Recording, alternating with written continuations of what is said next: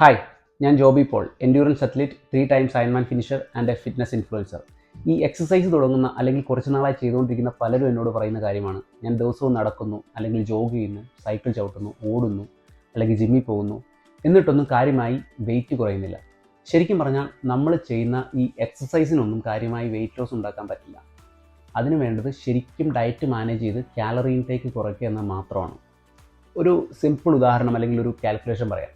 നമ്മൾ ഈ സിനിമാ തിയേറ്ററിലൊക്കെ പോകുമ്പോൾ കാണാറുണ്ട്, വളരെ ഈസി ആയിട്ട് ഒരു ലാർജ് കപ്പ് പെപ്സിയും ഒരു ലാർജ് പോപ്കോൺ കഴിക്കുന്ന ആളുകളെ. ഏകദേശം 1000 കാലറി വരും. ഇങ്ങനെ നമ്മൾ കഴിക്കുന്ന പലതും ഒരു നേരത്തെ മീലിന് പകരമായി അല്ലെങ്കിൽ മീൽ സ്കിപ്പ് ചെയ്തായിരിക്കില്ല കഴിക്കുന്നത്. അപ്പോൾ അതെല്ലാം എക്സ്ട്രാ കാലറിയാണ്. അത് ഉപയോഗിച്ചില്ലെങ്കിൽ ഫാറ്റായി സ്റ്റോർ ചെയ്യല്ലാതെ ശരീരത്തിന് വേറെ ഓപ്ഷൻസും ഇല്ല. ഇനിയാണ് കാൽക്കുലേഷൻ. 1000 കാലറി കത്തിക്കണമെങ്കിൽ എത്ര എക്സസൈസ് ചെയ്യണമെന്ന് നോക്കാം. ഇന്നലെ ഞാൻ 1 മണിക്കൂർ കൊണ്ട് ഓടിയ 12 കിലോമീറ്റർ, കത്തിയത് 796 കാലറി. അപ്പോൾ ഞാൻ 1000 കാലറി കത്തിക്കണമെങ്കിൽ 15-16 കിലോമീറ്ററെങ്കിലും ഓടണം.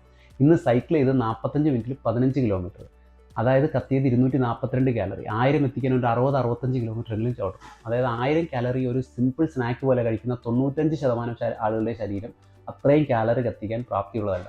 നിങ്ങൾ എത്ര പേർക്ക് 1 മണിക്കൂറിൽ 10 കിലോമീറ്റർ ഓടാൻ പറ്റുമെന്ന് ആലോചിച്ച് നോക്കിയാൽ മനസ്സിലാവും. ഇവിടെയാണ് ഈ അരമണിക്കൂർ നടക്കുന്നവർ പറയുന്നത് തടി കുറയുന്നില്ല എന്ന്. അരമണിക്കൂർ നടന്നാൽ 100-150 കാലറി കത്തിക്കാം. അപ്പോൾ ആദ്യം പറഞ്ഞ 1000 കാലറി കുറയ്ക്കാനുള്ള ഏറ്റവും എളുപ്പമായ കാര്യം അത് കഴിക്കാതിരിക്കുന്നത് മാത്രമാണ്. അപ്പോൾ പിന്നെ എക്സസൈസിൻ്റെ ഗുണം എന്താണ്?